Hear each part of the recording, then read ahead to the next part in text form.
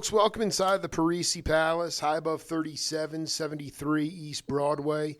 This is the Jake Feinberg Show, coming to you on Power Talk. Thank you so much for making us part of your day today and trying to stay humble at all costs amidst the gravity of the heaviness of the world that desperately needs rhythm and vibration to heal.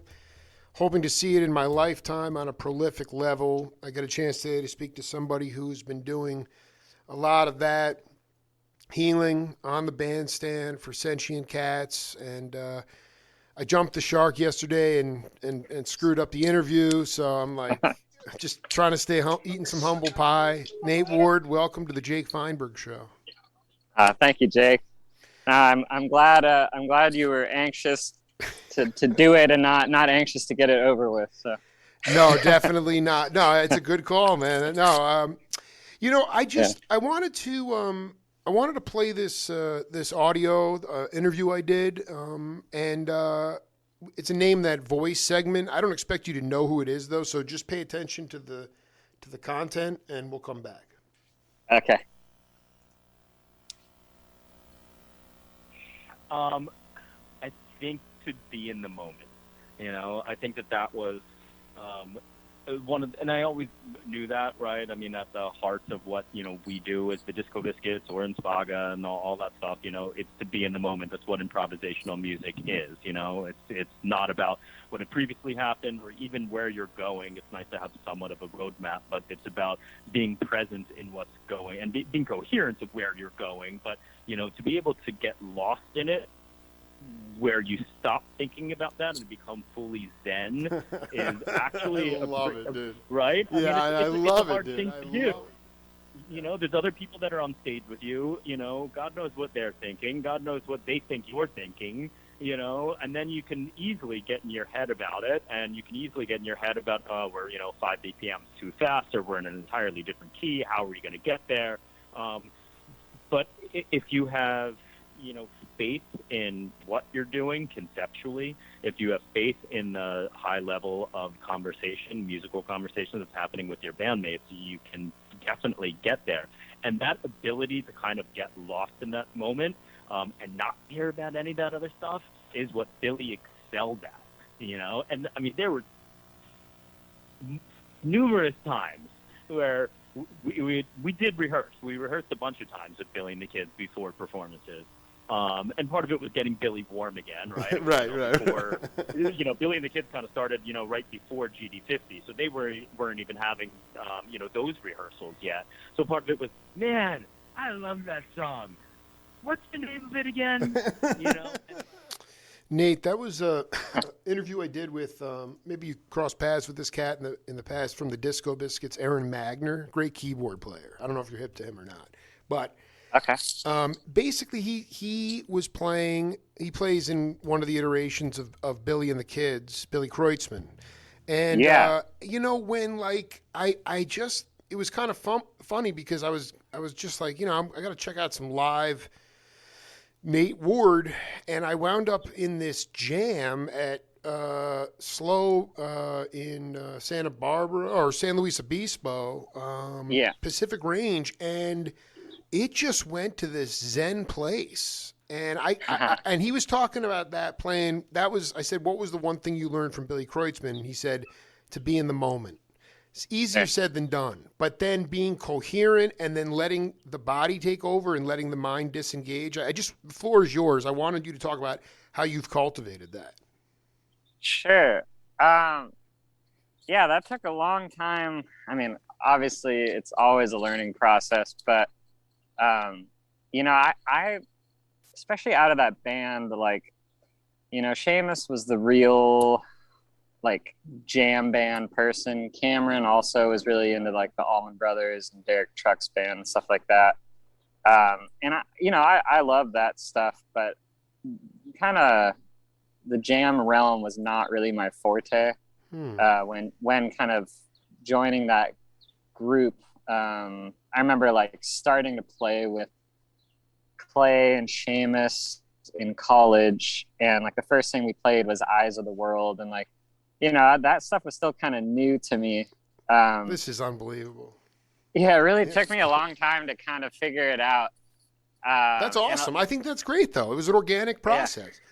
Who yeah, cares? Yeah. totally. Yeah. And I definitely like did not have a lot of confidence in it at first, and would definitely be like, man, is this just sound like trash? Or a lot of times I'd worry about like being too repetitive, and then eventually you just yeah, I mean you have to kind of just let it all go. And speaking to what Aaron said, it takes a lot of faith just knowing that you're going to land back where you need to. And sometimes it takes a while, and then everyone like finally, but everyone eventually will kind of like, look back at each other and be kind of like, you just start to eventually kind of get some hints.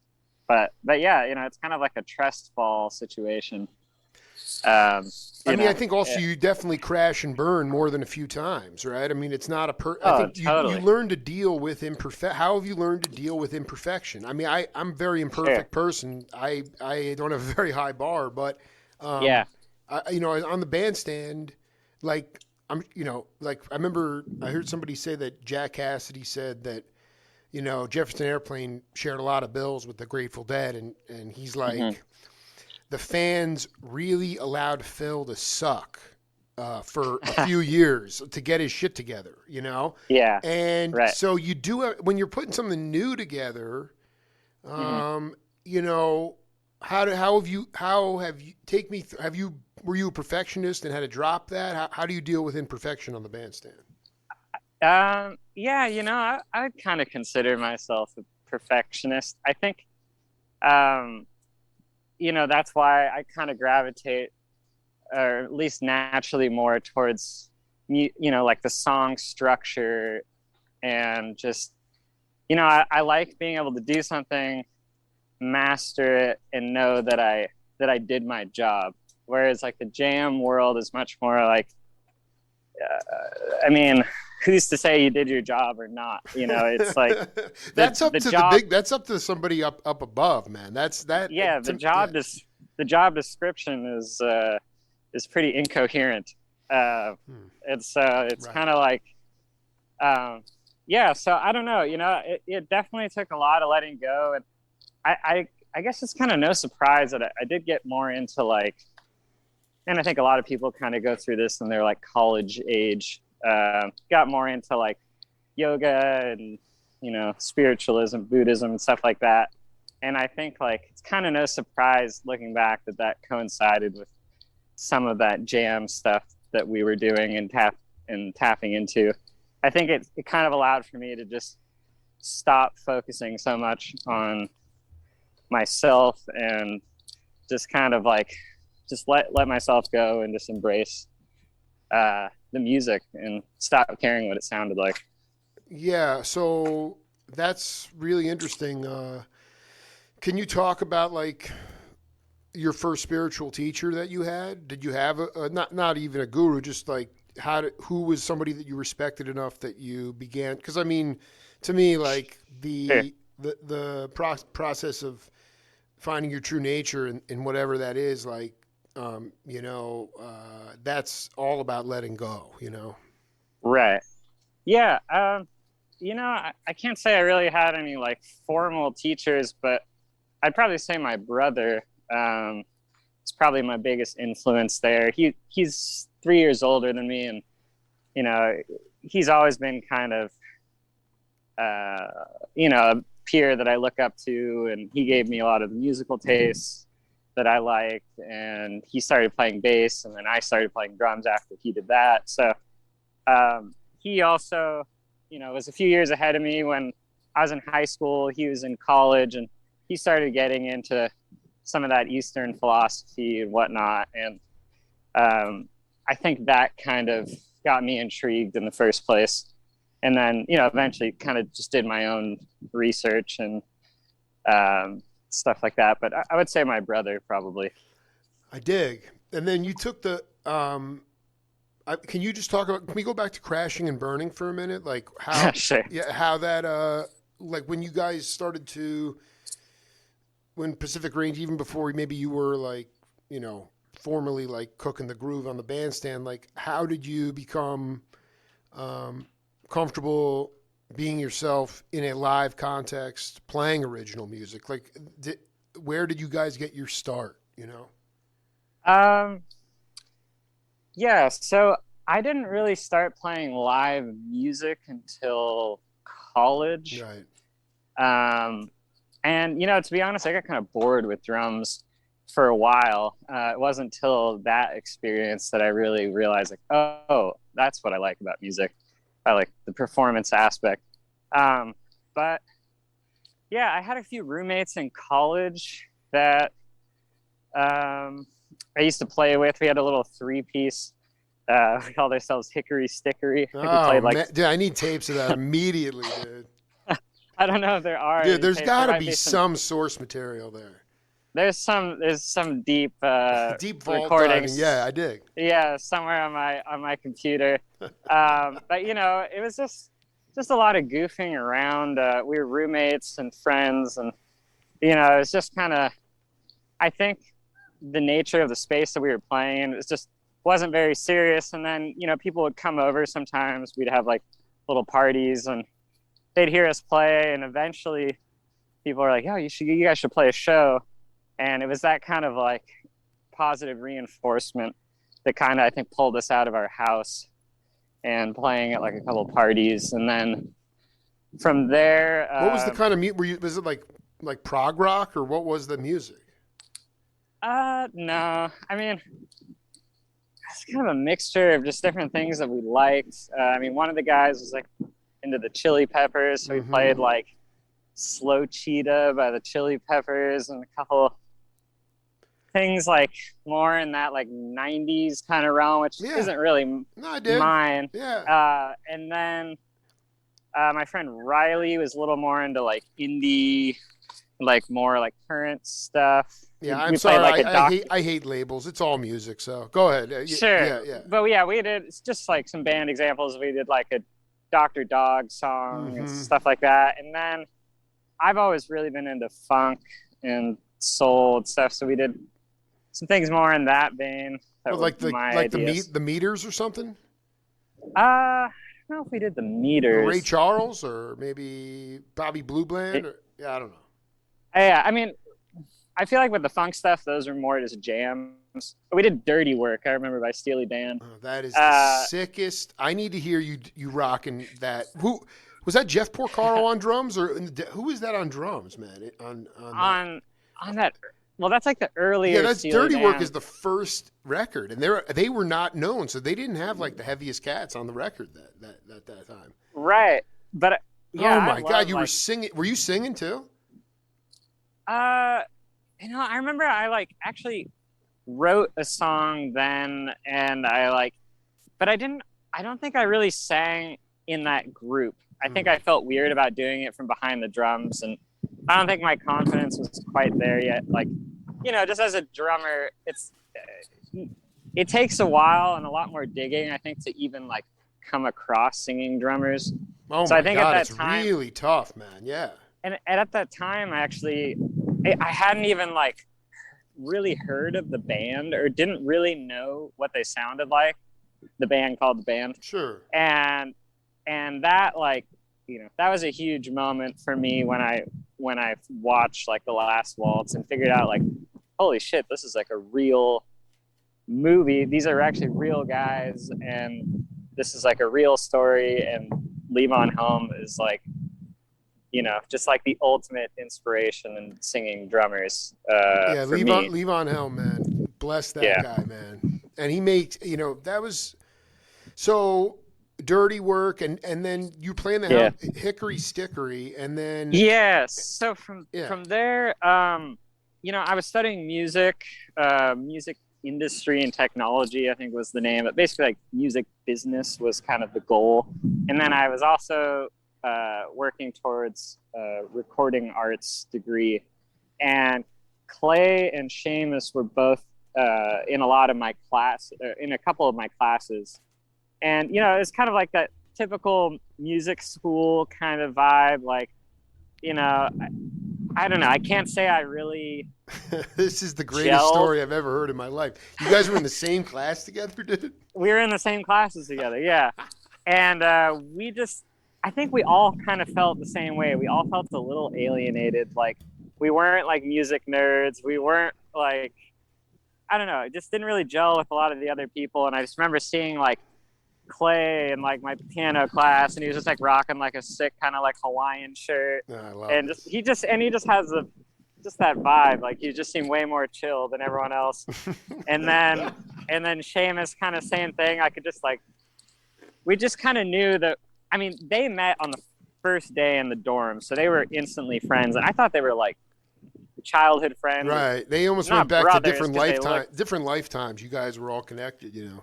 Yeah, and especially them, like people used to call them Claymus, like they were one person. Wow. And yeah, and then I just remember like they were living together and they were friends, and we just like got to talking. We ran into each other at the skate park, at a music festival on Earth Day, actually. Wow. In town. And yeah, we were just like, we need to jam sometime. Like we just kind of realized we were on the same trip. And yeah, we all met at their house one day, and they were in this big blue house called the Smurf house. That's what everyone called it. And it was really old, like Chico house that was kind of falling apart, but it was cool. And Perfect for those guys, man. Yeah, and we played Eyes of the World. I remember it was the very first thing we played, and I didn't even really, I maybe heard it, but I didn't know it that well. And it just, I don't know, it just felt right. I felt there was something there, and even though I was still kind of like skeptical of that style of music at the time, like the Dead kind of jam scene, but I don't know, I just slowly kind of eased into it, and it was, I think our friendship more than anything kind of accelerated that process. Like we ended up moving in together like the next semester or something after that jam. We were like both kind of looking for new places, and we found this rad house. And yeah, and then we kept playing together, and we were in this recording program, and they always needed bands to play. And so we just kind of played together, and they asked us for a name, and Clay actually came up with the name. He was, there's this girl that we all knew. Her name was Dakota. Her name was Dakota Cree, and she, I don't know, it was just this girl that we knew, and she had kind of like a mystical vibe about her. We all had our own stories about this girl. And anyway, he just like put that down as our name because he liked her name, and I don't know. You'll have to ask Clay. Yeah. And then it kind of stuck, and we played a show under that name. And I remember being kind of nervous about it, like, oh man, she's gonna think we're like such weirdos. And she was actually super flattered and loved it. Wow. And yeah, we played in the City Plaza during the farmers market, and it was great. You know, we were definitely like kind of the weirdos. Yes, that's the best part, dude. It's good to be like that. I mean, I wish more Yeah. cats were like that, you know? Yeah, first definitely like I'm not gonna say it caught on like wildfire or anything. It didn't. No, I appreciate your honesty, man. You were really a skeptic, you know, and I think you're sort of crystallizing how beautiful well, and I don't mean my liking for the music that we were doing. I mean everyone's response to it. I don't think. I dig. I totally dig. Yeah, I think people, it was pretty far out, and it wasn't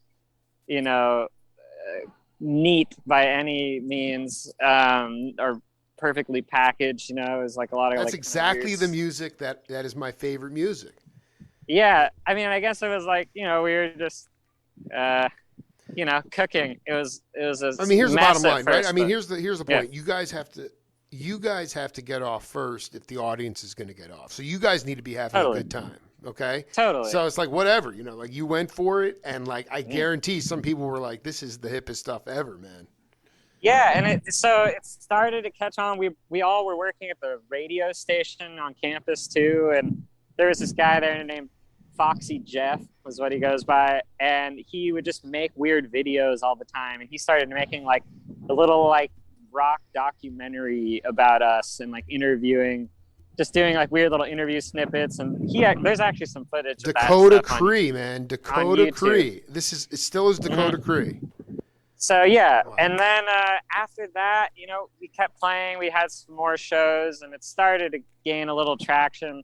And then Clay actually finished school, and he rejoined Sam back down south to start up Mapache. Right. And Seamus and I stayed, and I think I did a little traveling, and then I came back. He still had like another year to go, and yeah, we had another player with us. His name was Mike, or his name is Mike Russell, and he's actually a fantastic guitarist, blues guitarist. Wow. It's kind of funny. We had like 3 ripping guitar players in the It's band. unreal, dude. But he liked what we were doing and was also kind of like similar outcast like us, and he played bass just for the sake of playing, and played kind of like a guitar player, but he was great. And so Seamus and Mike and I formed a band together called the Russell Turner Ward, which was basically Dakota Cree minus Clay. Whoa, that And sounds insane, dude. yeah, we kept playing, and him and Seamus would trade off bass and guitar, and they both would contribute their songs, you know, playing bass if it was the other person's song. And yeah, and then so we did that for a while, and then eventually, you know, I think Seamus and I both felt like we need to get out of this town. Like, it's just too small, too confining, and so we kind of split ways. Mike stayed around, and we went to LA, and then we were staying at his folks' house for a little while, and then that's kind of when we started scheming the Pacific Range thing. We were first called the Salty Spittoons, Wow. the SpongeBob reference I came up with. And then we would play around. We actually met our bass player on Craigslist, who's actually still a friend of mine. He's a rad dude. Oh my God. He lives in Ventura, where I live now. We still hang out. And he's from Oklahoma. Anyway, he played with us. His brother played with us a little. Clay would play with us sometimes. And then, yeah, slowly we switched the name to Pacific Range just because, you know, wanted to be taken a little more seriously. And yeah, and then we just kept playing around LA, and it was very DIY. You know, we were both kind of contributing with some booking and, you know, like putting a site together or whatever. And yeah, it just kept, I mean, I feel like maybe I did a little more of that stuff. Like, I kind of took on that role for booking, and, you know, I don't want to say I was the manager because, you know, everyone kind of manages themselves, but just try to get things going at first. And then eventually we got a booking agent, and yeah. What was the, when you look back, what were some of those clubs that you can give a shout out to that gave you gigs that got you the booking agent? Sure. Let's see. I mean, actually paid, like someone's Yeah. like you have a you know, a slot, and it's a gig, you know. Right. I mean, we had a couple bigger gigs. Like, we played this brewery in what's that place called? Shoot. Well, it's all right. It's called Brewery West is the name of the spot.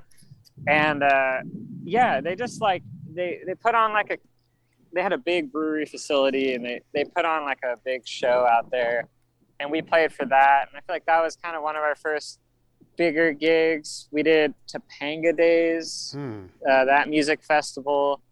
That was kind of our first festival. It was actually the first gig we played with Stewart. And yeah, I don't know. I mean, it's hard to say if there was like a couple. I mean, we did like the Hotel Cafe. I mean, kind of you name it, with smaller clubs around LA. We played kind of everything. That was kind of our thing, you know, just playing all the time. You know, people might have been sick of us, but we preferred playing gigs all the time to, you know, just practicing all the time. Well, that's sweet. How quickly after you met Forgy did he join Pacific Range?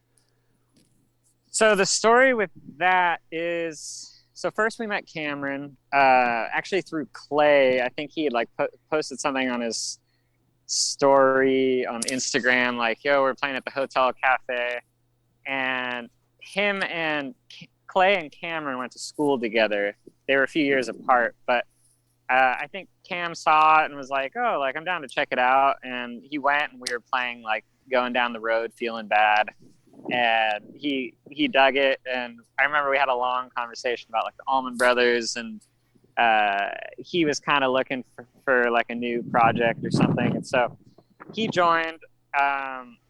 And then yeah, him and Stu were friends from like middle school, maybe even before that. Wow.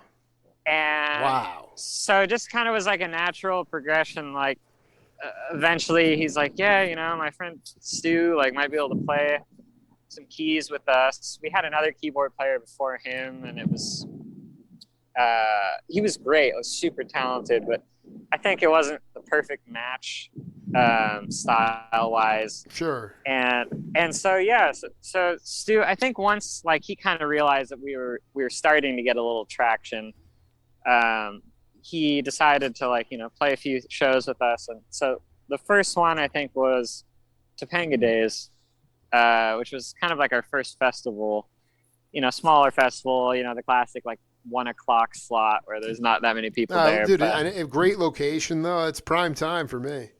yeah, it was great.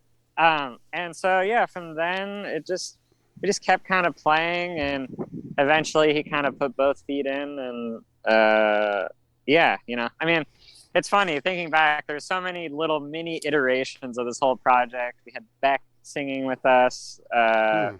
She Yeah, was that's right. singing background vocals. She ended up moving back to Texas, but that was a really fun little chapter.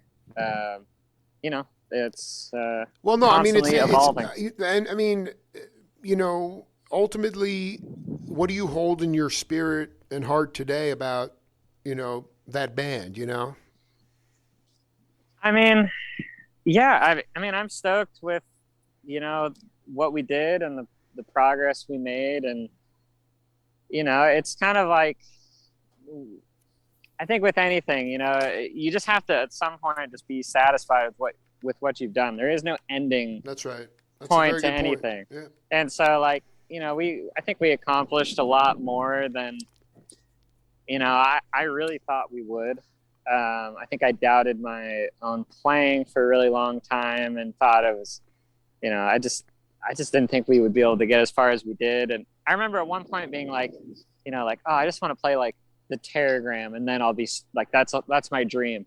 And the funny thing is, we had a gig booked at the Teragram, but we canceled because it was kind of too late at that point. The band had kind of dissolved.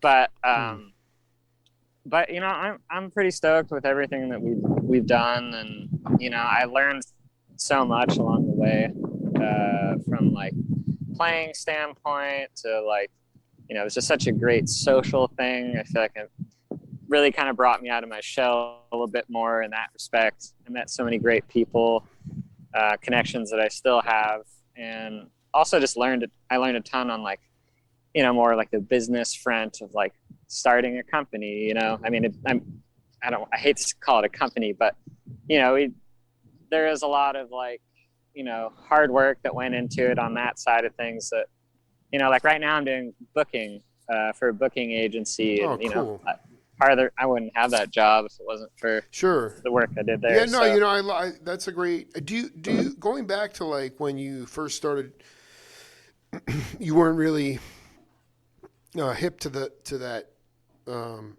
you know, sort of skiffle jam scene. Did you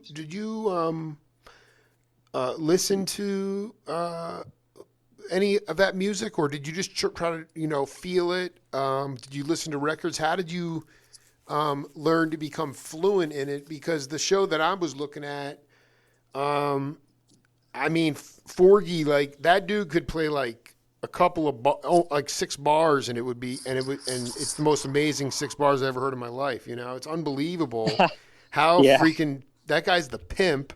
You know, and I don't necessarily. I mean, I want him to keep stretching out, but you know, he took this like really funky keyboard solo with like, you know, there was like a wah pedal on it, and he was playing like the Fender Rhodes, and then Seamus just like, I mean, it kept bubbling and bubbling and bubbling, and pretty soon, it was just like out, and I was like, damn.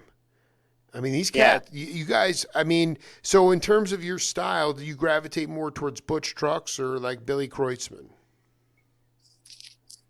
Uh, or neither? yeah. I mean, they're both great. I would maybe say Butch Trucks trying to learn how to be more like Billy Kreutzmann, but I don't know. I mean, that's a stretch. I mean, I think. What do you mean by that, though? I just for non-music heads, like you tried. Oh well, I feel like Butch Trucks comes at it from like it's a little bit more of like a funky, Yeah. kind of tight standpoint. And Bill Kreutzmann, I mean, he was also pretty tight when they were just doing the one drummer thing. I mean, that's my favorite era of the Dead. Yeah, most cats, just- most musicians just say it's the most beautiful, amazing drumming ever. I tend to like the off the rails early '80s insane stuff, but Yeah, it was still powerful. But yeah, you want that tastiness. You can't beat that Yeah. time, the early '70s with the one drummer. yeah. I mean, I think like one of my favorite drummers. I always loved like Elvin Jones, and I think Yeah, maybe like I don't know. It's hard to say really. I don't know. I don't. I guess I don't really know, but I liked like Elvin Jones, and I loved like. I've always been really into Tower of Power. oh, David Garibaldi, man. Yeah, David Garibaldi. He's a dear friend, man. He's a great cat. Yeah, I love that guy. Mitch Mitchell, of course. I feel like maybe those drummers kind of. Do you go back into the bebop? Influence Do you have like bebop language in your playing, like Kluk, Kenny Clark, or Ed Thigpen, or I mean, how far back do you go in music? I mean, Rhythmically, I mean, like really, yeah. I mean, like sure. yeah. Yeah, I mean, I love like all that old jazz stuff. I mean, I do like like kind of the excitement of like Gene Krupa and that kind of stuff. Mhm.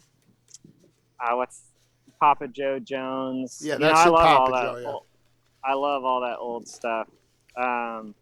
I feel like lately more and more I go back to that like old jazz. It feels so good, you know. Exactly, yeah, and I think it just I don't know. It's relaxing to the mind. You can kind of let your mind wander to it.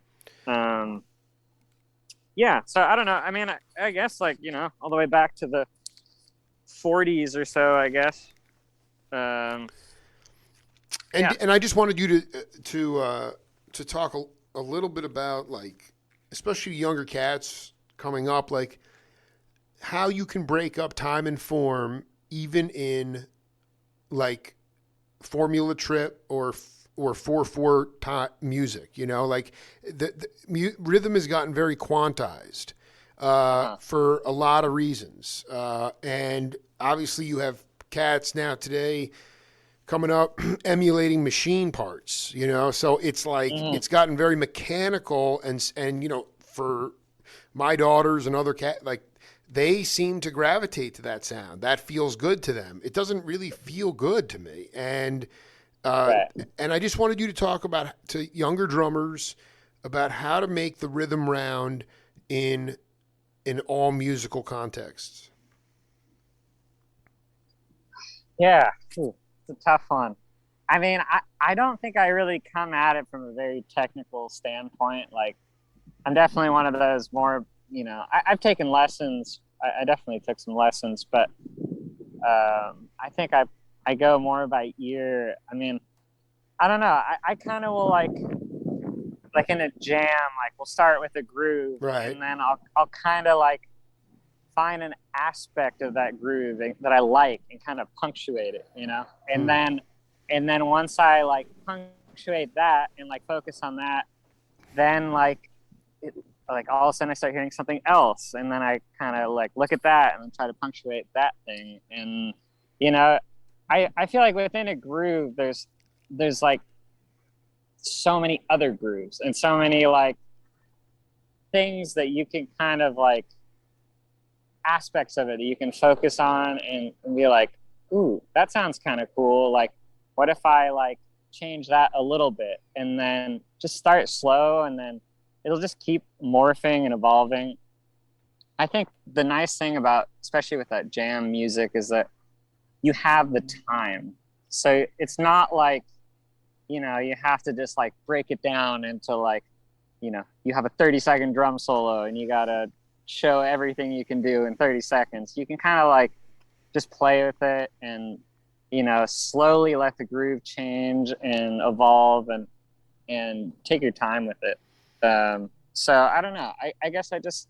But let me ask you something. Like, don't like Yeah. you make it sound very simple, but it's like you're talking about finding a piece, a part, a groove, a part of the groove of the song that you like. But you're also like, you have to split. No, but you have to split your brain in half and still keep time.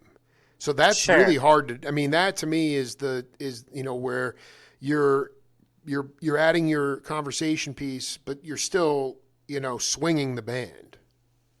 Right. Yeah. I mean, that's a hard. I think Like, to me, that's you know just what it is something that like. kind of comes with Go ahead. time, you know, like, and also, you know, the other part of this that I'm obviously leaving out is that there's a band around you doing their own thing, and you know, you got to listen to them too. But sometimes, you know, they can keep you in rhythm. You know, like Right. I always thought like Seamus was pretty good at like, you know, holding down a rhythm, or then like maybe Stu would hold it. You know, that one of them would usually kind of keep it. You know, Cameron was always very active and would kind of go off on some stuff. But yeah, just kind of like, you know, sometimes letting them hold the rhythm, you know? Like, I think sometimes I used to think that the drummer had to hold it the entire time, but that's not always true. So, like in that kind of music, there are times where you can just lay back and sort of just get the pulse of the band. Take it. You're not driving it. Right. Yeah. I mean, you know, I would say more often than not, I at least feel like I was driving it. But I think as I got more comfortable toward the end, kind of started realizing like, you know, I can sit back and someone will fill it in, because, you know, we're all trying to stay together. And so, you know, eventually if I think your natural inclination is if you can't find the rhythm, if you're starting to lose the rhythm, you start to play something more simple and hold it. And so if I decide to lay back, someone would eventually start to fill it in. Like, especially if they realize like, oh, Nate's like kind of doing a little more of a solo here. Right, you know? right. Kind of, so, you know, it takes a long time to build these kind of musical relationships, and there's a lot of trust, I think, involved in the playing. Did you guys get comfortable enough to get to a point where, I mean, to me, it drives people crazy. That I think that's one reason there's a couple reasons why there's just like a love-hate relationship with the Grateful Dead, but they, especially live, I mean, they tempo shifted like crazy. Yeah. Is that something that you guys got comfortable with over time, or did you kind of? I mean, there's a difference between tempo shifting jam bands and jam bands. You know, to me, I'm more into seeing everything kind of fall apart. Yeah. And then it builds into something totally different. And I mean, obviously that they were masters at that. I don't necessarily need to see a perfect 15-minute, you know. Did you guys get in? Were you cool? Some people, it's just, they can't handle it. Were you cool with tempo shifting? I think maybe not at the very beginning, but I would say so. Yeah. I mean, I think also like sometimes sometimes you just lose it too. You know, I know I was guilty of that. Sure. And I'd lose the tempo, but then just, you know, kind of like anything in life, you just got to kind of sometimes play it cool and just be like, yeah, I meant to do that. And just keep doing what you're doing, you know, like it shifts, and then like just go along with it. Nobody's going to notice, you know. They only notice if you stop, you know. Exactly. It's really smart. That's kind of the big rule. Just don't stop. I guess one other thing, speaking back to what you said earlier Sure. about like how to like change the rhythm and whatnot, I also think that, you know, I was talking more inwardly about like listening to my own playing, but I think a lot of times too, you know, I'd listen to what someone else was doing and just play off of that, play off of the rhythm of the guitar or the bass, and just, you know, they would give me ideas for new rhythms too. I dig. That's brilliant. I So mean, you're yeah, very, very, very humble about that. You know, I got another name that voice. You're not going to know it. It's a story. So okay, settle in and we'll come back. cool. I had been seeking for years, ever since when I first started playing bass in 1962, or at least a couple of years after that, and why I was playing music. What was the reason for it? Because it wasn't enough for me just to have fun and enjoy it. I wanted to. I wanted to know why I was playing, and what prefaced that was there a God that created us all? Was this, what was my life all about? So I started investigating and pursuing, reading different books and just talking to people and to find out if there really was a God. And I became confused by man's opinions. I became confused by the vanity and by egos and just the intellectualism and the way we do to try to puff ourselves up and make ourselves important in life, that power. And so I just start praying. And it says, if there really is a God, reveal yourself to me and make yourself known. I can't deal with the intellectualism. Everything's becoming just too perfect and precise, and too much vanity and ego. And so if you're there, reveal yourself to me. So slowly but surely, the Lord started revealing and making things clear to me. And on this path, part of the process was finding out why I was playing music. What's the reason for this?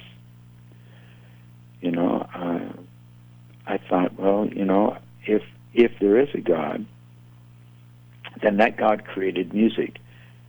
If there is a God, then that God created me and put the desire in me to play music and gave me the love for music. So I thought, well, my first responsibility then would be to find out if there is a God. It made sense to me. It's like going to the very root, of it all. So that was my first. You did it on your own, though. I mean, you were. Yes, I did this on my own. Yeah, right. It's very beautiful. I didn't want to belong to a group and be under the religiosity and the traditions of the church, and it just gets bogged down with bureaucracy. No, I really dig it. I dig it so much. I wasn't interested in that. Anyways, in answer to your question, I had to preface my answer to your question a little bit, to give you a little background. But sure. There was a two issue of 2 issues of Cadence magazine from 2005. I think it was the May and the June issue that William Minor did like a 7-8 hour interview with me in New York. And there was so much information, Cadence had to bring out a 2-part interview. And I talk a lot about this in that article in Cadence. There was a coffee house I had called Selah in Portland, Oregon, back in the 70s. And I had been living on a farm prior to that. I moved from Seattle to a farm in Woodland, Washington, and so I drove a tractor for a year, planted seeds to raise hay. that we used to feed the cattle. It was a cattle ranch. It was my dad and his brother's ranch. So my wife and my son Scotty and Davy. We only had 2 kids at that time. Lived on the farm for a year, and I was driving a tractor, and one day this plan for a puppet show. When I was a young kid in grade school, I had puppet shows for the kids, and I would do these little puppet shows. So I hadn't thought about this for years. And I'm driving a tractor, and all of a sudden, into my mind pops a plan to make a puppet house for puppet shows. And all the plans came into my mind. I went down to the lumber yard and bought all the things I thought I needed. I had written nothing down. Actually, when I finished making this puppet house, I had like a 6-inch piece of 2x4 left. So I actually got just the right amount of wood. It was a puppet house that you could stand up in. It had a folding roof. It was a collapsible, and it was painted purple and yellow and some other colors. It was really bright. It was for kids. And when I finished it, my wife says, "What are you going to do with this?" And I said, "Well, I don't know." I said, "I guess put it in the barn. I have no use for it." At that time. So I put it in the barn. A couple of years later, I was hunting for a place to have a coffee house, like the Longland in Seattle. And to make a long story short, I found a place. I was a lawyer in town that owned this building that was full of junk. He says, "If you can clear this out, you can." He says, "I'll just give it to you rent free, and you can go to my lumber yard and charge whatever you want, and fix it up, and you can just have it rent free. I'll let you use it." So I got a junker to come and take out all the junk, and as a reward, I gave him like 2 or 3 oak tables, antiques that were in the place, and he cleared everything out. And then I spent a year on my own, tearing down a wall and putting up a ceiling. I worked in there for a year to get this place together, and when I had the stage finally built, I says, "Oh, I'll have puppet shows for the kids on Saturday afternoons." And when I brought the puppet house and put it on the stage, it fit perfectly. It was just 6 inches shy of hitting the top of the ceiling. It was just perfect. Wow. Perfect. So then I said, "Oh yeah, that's why I built that puppet house." And so I had this thing for the kids, and the shows behind the dialogue, I'd have Coltrane or Miles playing underneath the dialogue, so there was always jazz playing. And it was a coffee house that was free for people. They had a donation box, and people could come in, and I'd have my group in there playing on Friday nights started at like 1 in the morning till about 4 or 5. And it was isolated, so it didn't disturb the neighbors or anything. And, Jimmy Witherspoon and Charlie Hayden and Ralph Towner and different people, when they were in town, they'd come by the coffee house. So it became quite a great place to be for after hours. And when I finally went on the road with Joe Henderson, I had to give it up because I started traveling a lot, and I couldn't run it anymore. But in this coffee house, I would plan my puppet shows for that following Friday, and I'd write the script down. Well, one day I was in the midst of writing the script, and all of a sudden I saw this vision. Now, it wasn't a vision where everything outside of me changed. It was a vision inside. But it was very real, and I saw this pool. It was a color pool, which is the name of my publishing company, and which was the name of my very first CD that came out on Muse Records. But Joe Fields at the time let Stardance kind of run interference, and then he brought out Color Pool. But Color Pool was the very first CD, not Stardance, the first recording. Anyways, I saw this beautiful pool filled with all these colors, and it's difficult to describe the colors because they were spiritual colors. They aren't like reds, yellows, blues like we see here on Earth. These were There were different colors. I can't really explain. And how do I know they were colors? Well, that's a good question. But that's the best word I can come up with to describe the radiance and the beauty of it. And I saw the Lord dip in a ladle and let these colors flow out, the substance. And I said to the Lord, I said, what is this? He says, this is a color pool I've given to you to fill the note. And the Lord went on to show me that the note, the musical note, in the world, you know, people will carve illustrious designs on the note, which is technique and a type of creativity, and then they put the notes in patterns, which is concepts, whether it be Western music or jazz or whatever, and they send it out to the world for people to hear. Well, the Lord says, I want you to take and fill the notes with His substance. And this substance is my love.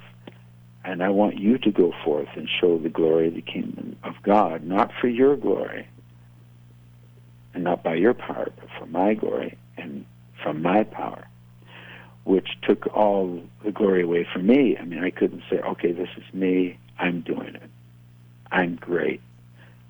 It wasn't about that. And so I had to give that part of it up. I couldn't follow that path. And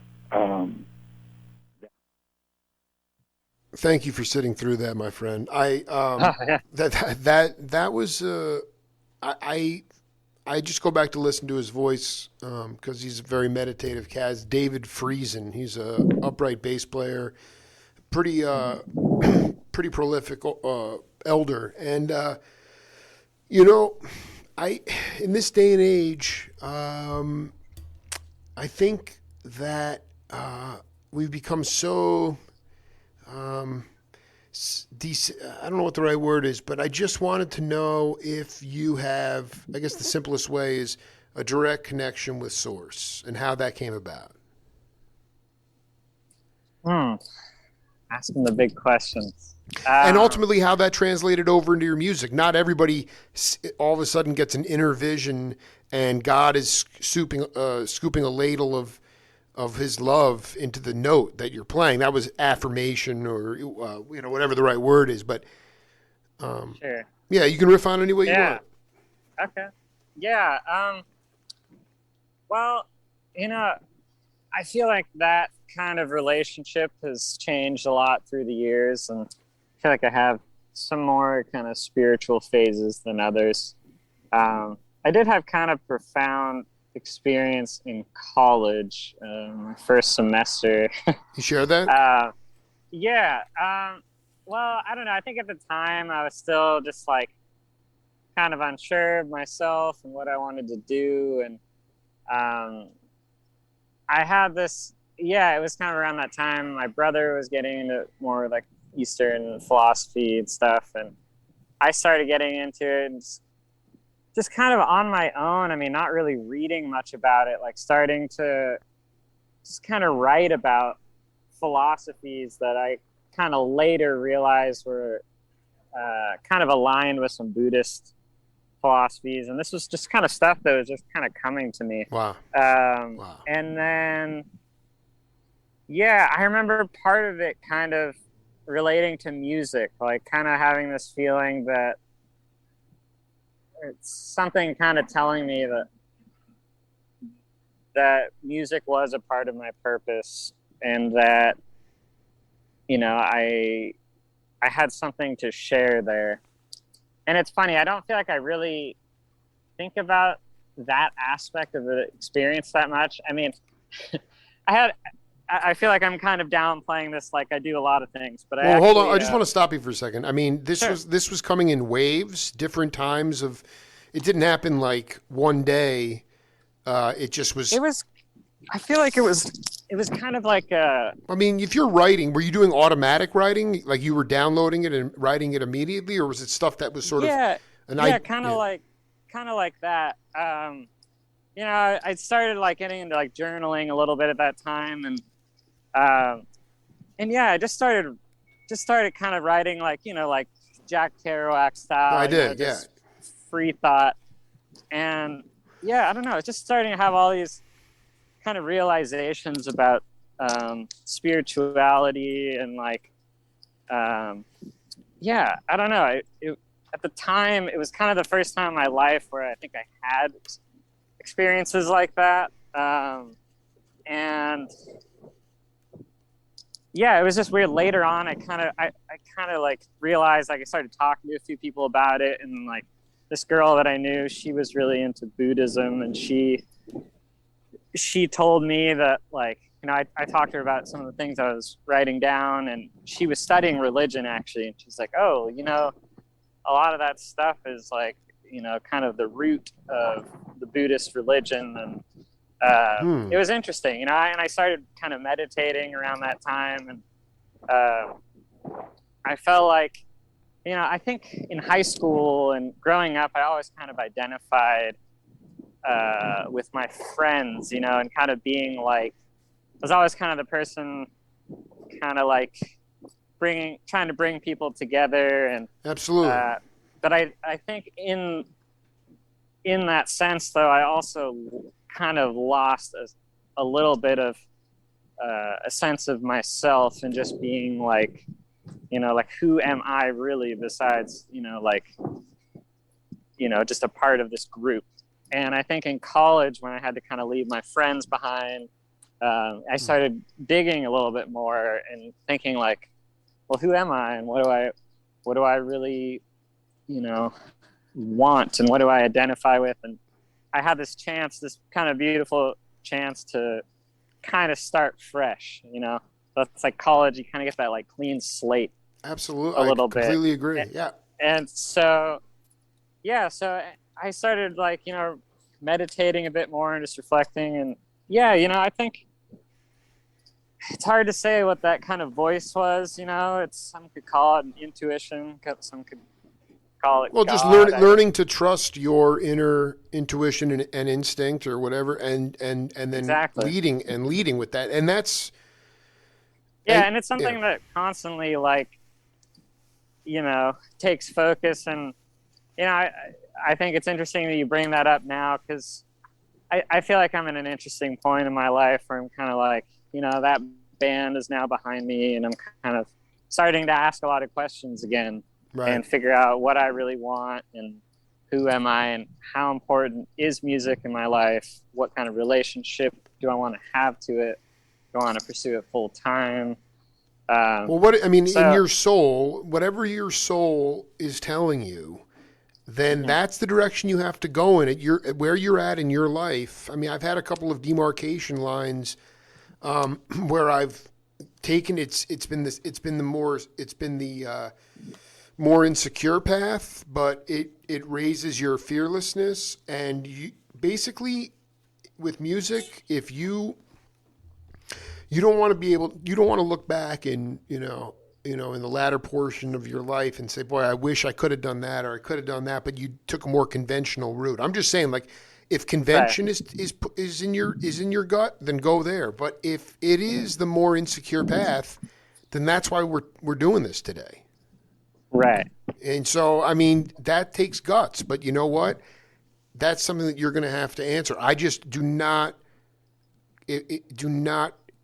conform, is what I'm saying. If your gut is telling you, if you had a direct link to source, and that in that time that you were downloading some like higher levels of enlightenment, then and then there was the message of music is going to be a major theme in your life, just like the audio clip I just played. Then you have to go, man. You have no other choice. That's what these guys are all about. I mean, the jazzers especially, they can't do anything else, Right. Most musicians are like that. Yeah, it's interesting that you say that, because I think this, I don't want to say the skeptic in me, but I also think like, I did do that. And I think that I wonder if, if now is, I need to explore something else. And it could be music too. I mean, one thing we haven't talked about that is kind of a new development for me is during the pandemic, had a lot of time on my hands and was, you know, kind of wrestling with the band, kind of disbanding and trying to, you know, just work through some of that stuff. And one thing that I found is I started playing guitar and writing songs once, like, you know, I'd learn a few chords and then try to write a song using those chords, and it became really therapeutic to me. And, you know, I kind of promised myself, like, you know, I want to just do this for fun, you know, like drums, like, you know, I'm a little more serious about, but like with this, I just want to have fun. And also it was therapeutic. And so anyway, fast forward like a year and all of a sudden I had like 8 songs or something. And then now See, that's I have great, like, man. Good for you, man. now I have like 12 or 13 songs. Wow. And so now I'm thinking, oh, well, I should probably make a record. And You know, I got to give you some advice. I'll tell you this much, and I'm being totally serious because you haven't done this before, so you've been playing drums longer, so you're more confident with drums. But I would say get some people together that you're comfortable playing with and work the tunes out so that they can take on a life of their own before you go on and record anything.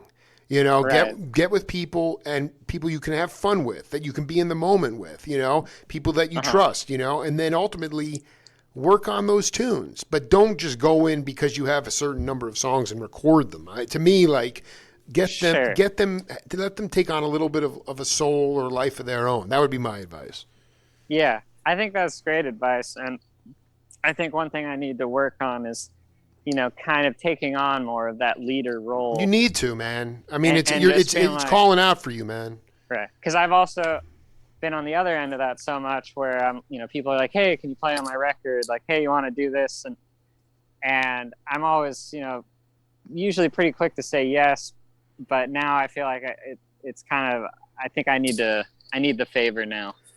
Absolutely. No, and you need to, listen, like you can lean, you know, it's to me, this is about, you know, you have to put yourself first. And like I said, I mean, if your goal was to play the Teragram, well, I mean, the band fell apart before them, but who cares? Like Clay and Sam are very similar in their thought processes. I mean, they're kind of okay playing, you know, Big Sur and, you know, local shows. And Sam even talked about, like, you know, I mean, it was sort of tongue in cheek, but I mean, he did say during the pandemic, he's like, I could just go and count eggs in a supermarket, you know, and like I'd be content doing that. It's kind of like almost very humble monk like behavior, but as a monk, you do need to grow and be at least, you know, figure out if you can do it or not, you know, as a leader, I'm saying. Right. And people that, you know, and you'll be surprised who gravitates to you. But I wouldn't get caught up in like a favor or this, that. Like I just would own your truth, own your destiny, and whoever comes will come. You know, that to me is, you know, for me it's easy. I can do 2-3 interviews a day and come down, you know, but I mean, you know, I have full creative control. And when you're talking about art and especially musicians, you know, in a group, it makes it different. It makes it, but you know, I just would say whatever is gnawing at you, figure out what it is and determine and go in that direction, you know? Yeah. That to me is the ultimate, because then you'll be at peace, period. Right. No matter what.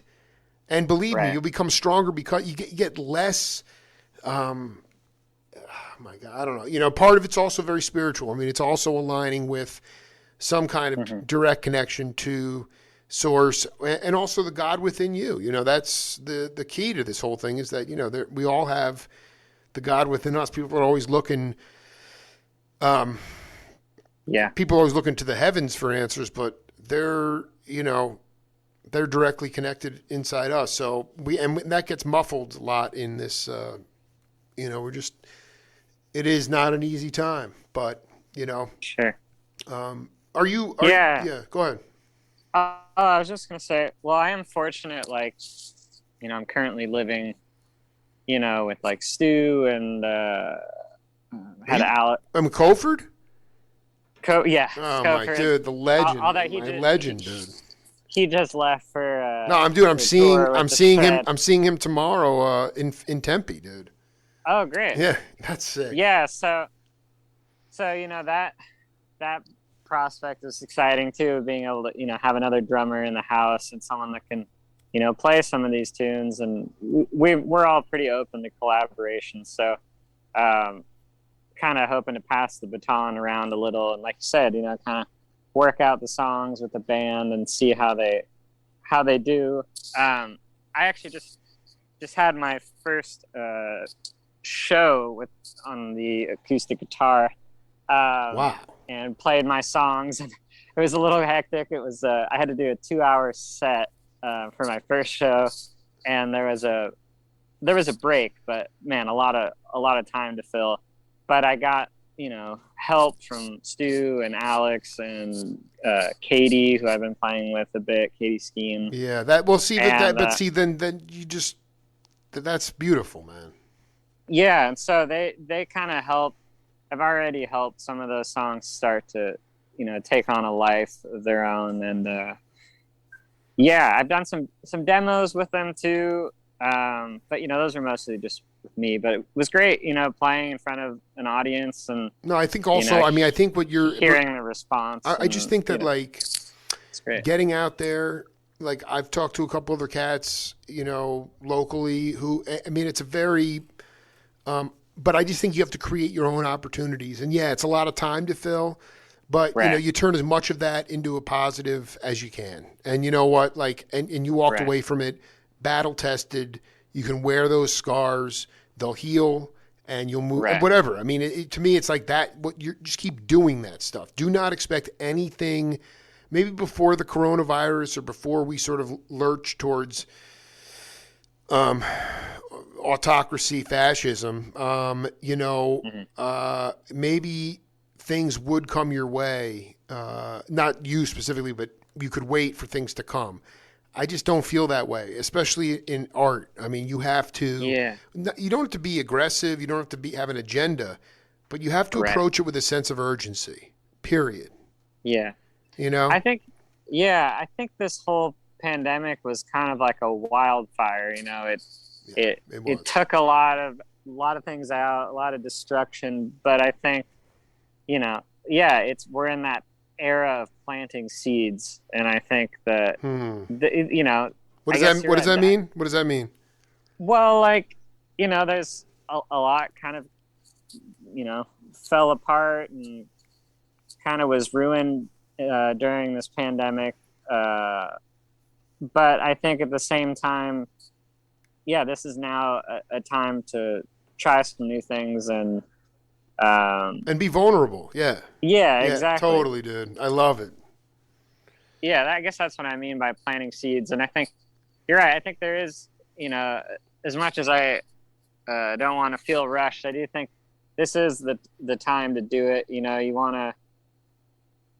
Yeah. Hey, listen, you have to modulate, but it's not about being in a rush. The great right. the late great Neil Casal, and I still struggle with it too. He used to say never be in a rush. And right. But I think it's about creating your own opportunities and taking advantage of doors when they open, even if you're, skeptical.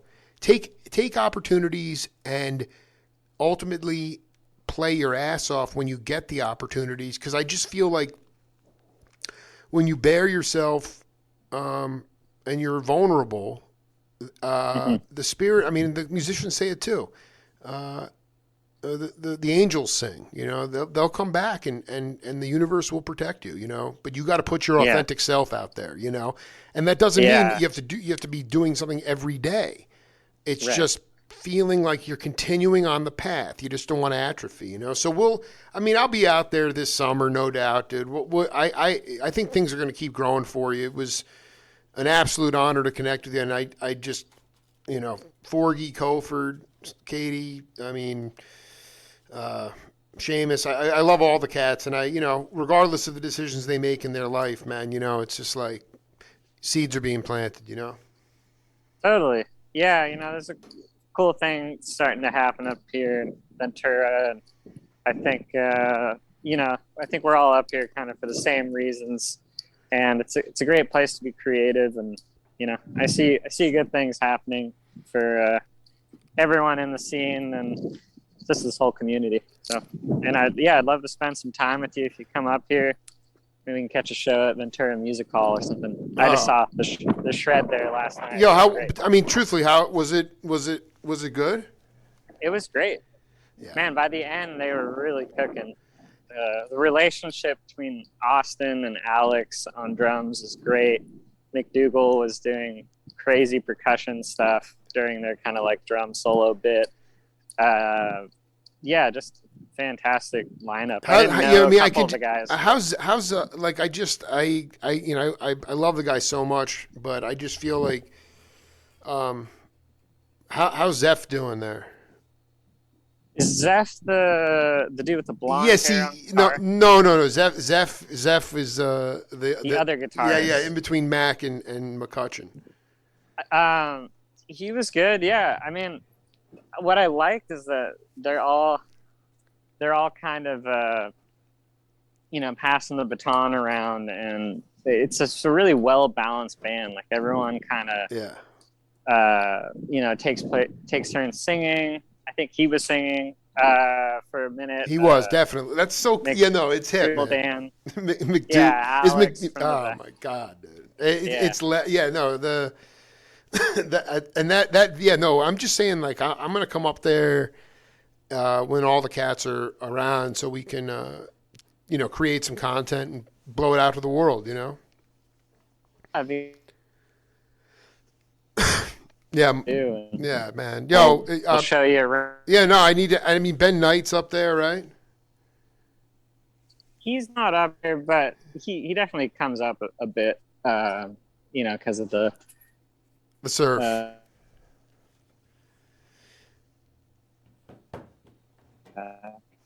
I mean, we'll get it together. It was great to hang, man. Much love to you, Nate.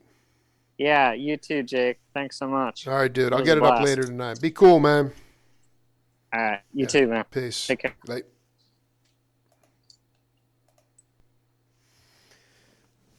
Got the date right. That's it for the Jake Feinberg Show. See you after Shred.